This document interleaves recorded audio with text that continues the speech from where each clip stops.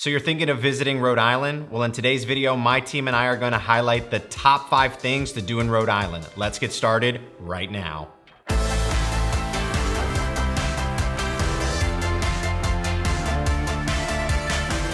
If this is your first time to the channel and you want to know everything there is about living in Rhode Island, then subscribe below, tap the bell for notifications so you can be the first to learn about the current market here in Rhode Island. My name is Devin, and my team and I, we get calls and emails every single day from people just like you looking to make their move to Rhode Island, and we absolutely love it. Whether you're moving in 9 days or 90 days, give us a call, shoot us a text, or send us an email so we can help you make a smooth move to Rhode Island.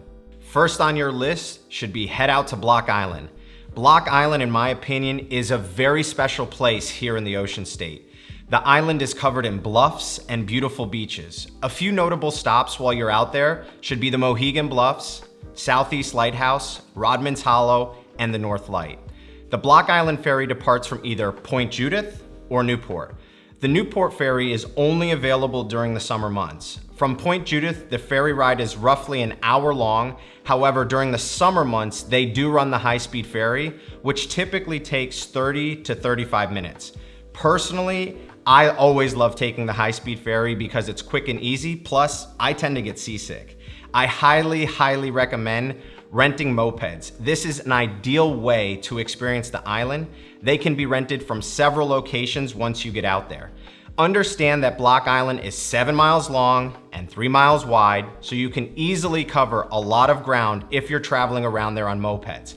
Now, one thing I will say, a lot of people don't realize how hilly Block Island can be, so if you're thinking about renting a bike, just be aware you're in for a workout.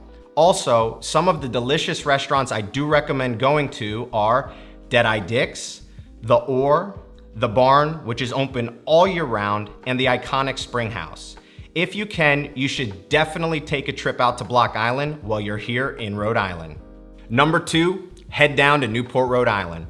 Newport is an American seaside city on Aquidneck Island. It's known as a New England summer spot and is famous for its historic mansions and its rich sailing history.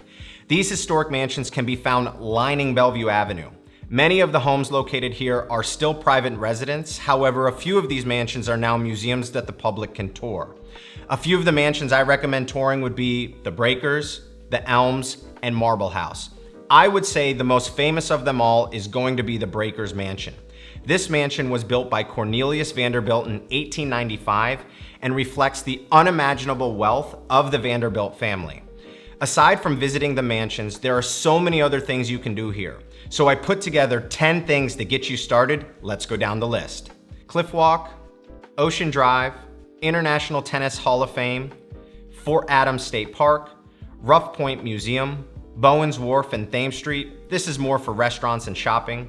Castle Hill Lighthouse, Audrain Car Museum, Brenton Point State Park, and Newport Art Museum. Now, after you've had a chance to go through all of those activities, I'm sure by now you've probably built up quite a bit of an appetite.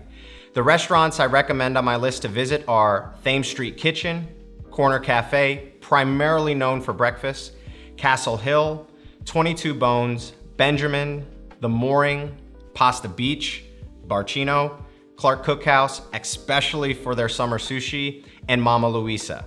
In addition, there are a few other special spots in town that I would like to highlight that most people don't even know exist unless you live here. The first spot is the rooftop deck at the Grace Vanderbilt Hotel. The rooftop deck has spectacular views of the harbor and is ideal for grabbing a glass of wine while enjoying a sunset.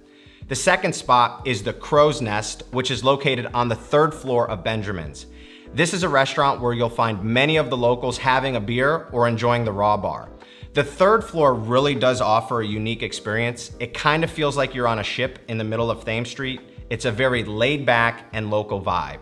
The third spot is the rooftop deck at the Viking Hotel. If you're not staying at the Viking Hotel, you most likely did not know they had a rooftop deck. In fact, many of the guests who stay there probably aren't even aware there's a rooftop deck. This is a great option to listen to music and enjoy the summer evenings.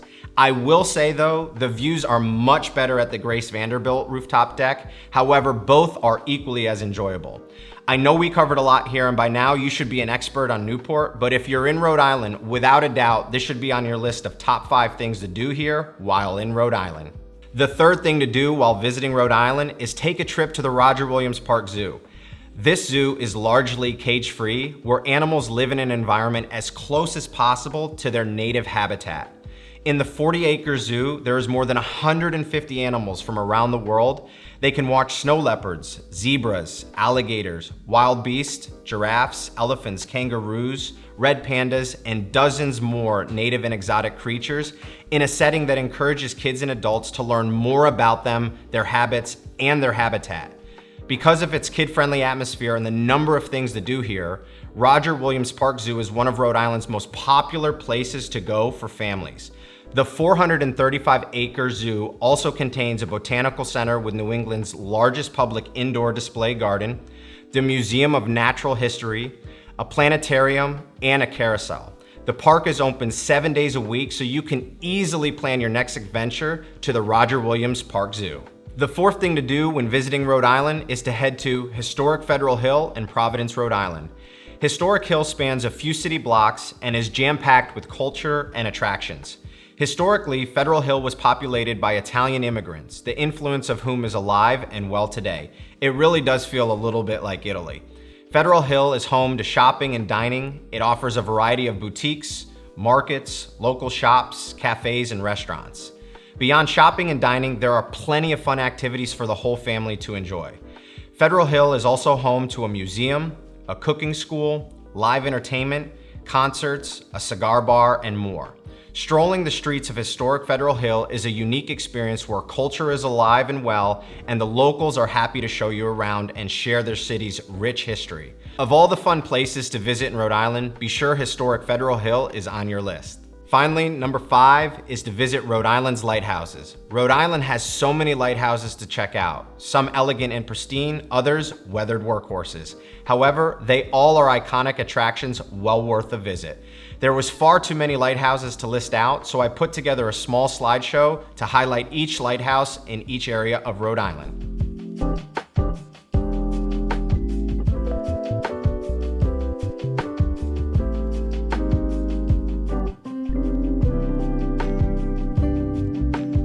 Thanks for joining me today. If you're looking to make a move to Rhode Island, all of my information is in the description below.